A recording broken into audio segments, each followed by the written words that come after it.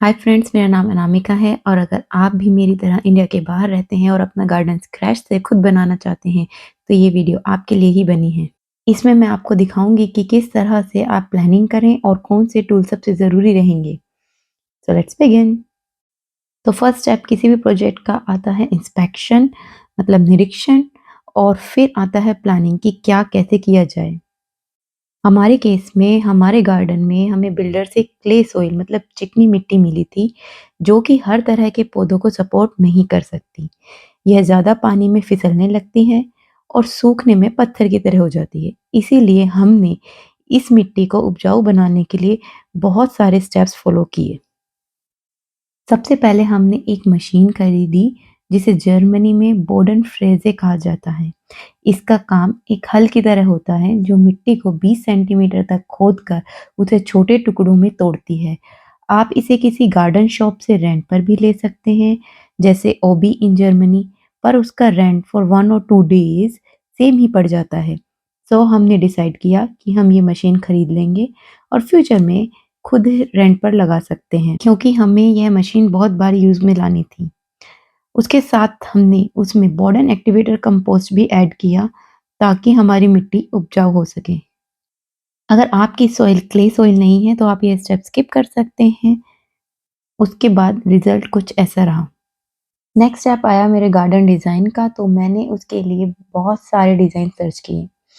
क्योंकि हमारा गार्डन बहुत बड़ा नहीं था, तो मैंने सोचा कि कैसे कम एक्सपेंस में मैं एक खूबसूरत गार्डन बना सकती हूँ।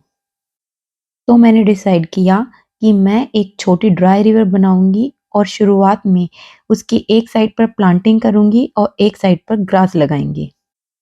इसीलिए मैंने अपने गार्डन में एक डिवीज़न बनाई। यहाँ आप फ़ोटो में देख सकते हैं कि कैसे मैंने स्टोन्स को अरेंज किया है ड्राई रिवर के लिए। उसके बाद मैंने एक छोटा ब्रिज भी ढूँढा।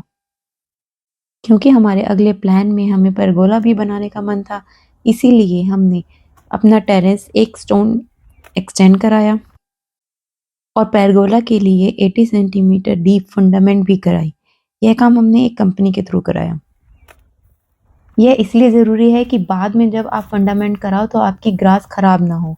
यह स्टेप बिल्कुल ऑप्शनल है। इन सब के बाद हमने डिसाइड किया कि हम ग्रास के लिए एक टॉप सॉइल लेयर बनाएंगे ताकि वह इजीली ग्रो कर सके। इसीलिए हमने राजन अडे यानी कि ग्रास की मिट्टी लाकर फैलाना शुरू किया।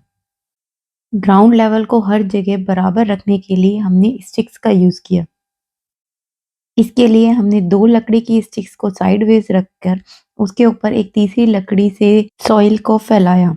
आप फोटो में देख सकते हैं कि ग्राउंड कितना फ्लैट और स्मूथ दिख रहा है। उसके बाद बारी आती है रोलर चलाने की, ताकि ऊपरी परत फ्लैट होकर दब जाए। यह रोलर हमने 2 यूरो में ईबे क्लाइन एंसाइगा से रेंट पर लिया। हम अपने गार्डन में चलने के लिए रास्ता बनाना चाहते थे, इसीलिए हमने ये स्टोन खरीदे ताकि वो एक वुड का लुक भी दें। हमें जल्दी रिजल्ट चाहिए था, इसलिए हमने ग्रास के रोल ऑर्डर किए, जो कि इतने एक्सपेंसिव भी नहीं पड़ते। पर ये जिस दिन आते हैं उसी दिन लगाने होते हैं, तो इसलिए हमने सारी प्रिपरेशन पहले से ही कर ली थी। So it's time for the final day. तो ये रोल राजन लगाने में बहुत आसान होते हैं। किसी भी शार्प नाइफ से आसानी से कट जाते हैं। इनको लगाते समय यह ध्यान रखना चाहिए कि इनके बीच में बिल्कुल भी गैप नहीं होना चाहिए और ये एक दूसरे से ओवरलैप भी ना करें। और अगर कहीं कोनों में कहीं पर गैप बच जाता है तो वहाँ पर मिट्टी से लेवल कर दें ताकि ग्रास सूखे नहीं। तो यह था हमारा फाइनल रिजल्ट रोल राजन लगाने के बाद।